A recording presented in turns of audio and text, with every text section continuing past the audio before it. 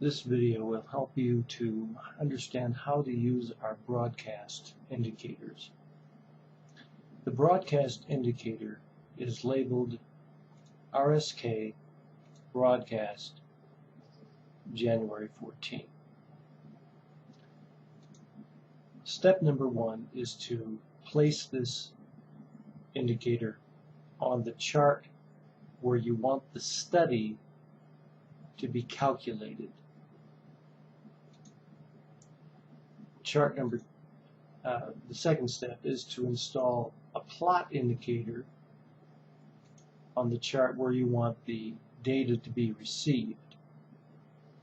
So in the case of wanting to use the RSX,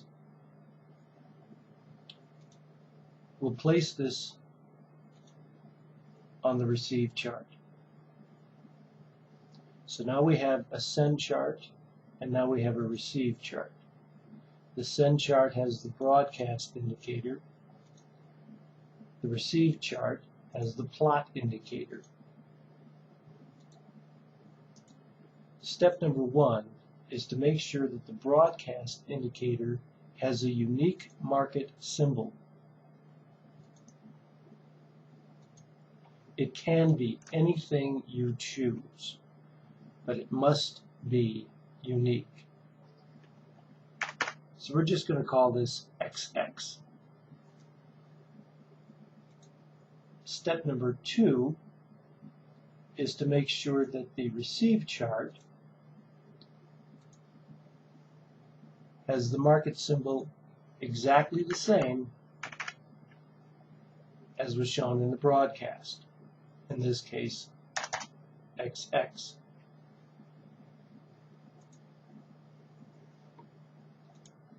Now, the next step is to go back to the broadcast indicator and turn on the study that you want to have calculated. In this case, we want the RSX.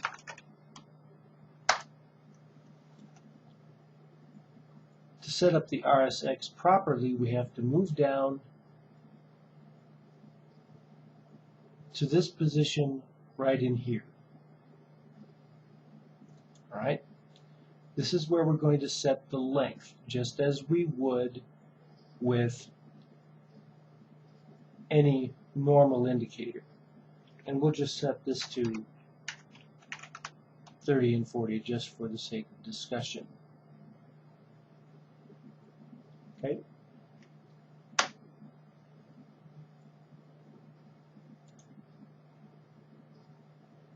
Now, this is set up on the momentum chart. It's now going to broadcast to the receive chart. And as you can see, we're beginning to get data.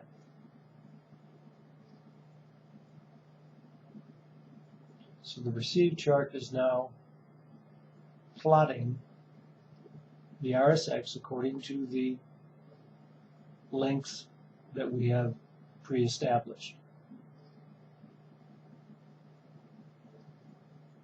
And it's really that simple. You'll notice that this is on a momentum chart, the receive chart is on a second chart. So the receive chart can be set up on any data feed at any interval, and it will receive the calculations from wherever the broadcast indicator has been placed. The most important thing is to remember to use a unique symbol. And that should take care of it for this particular lesson.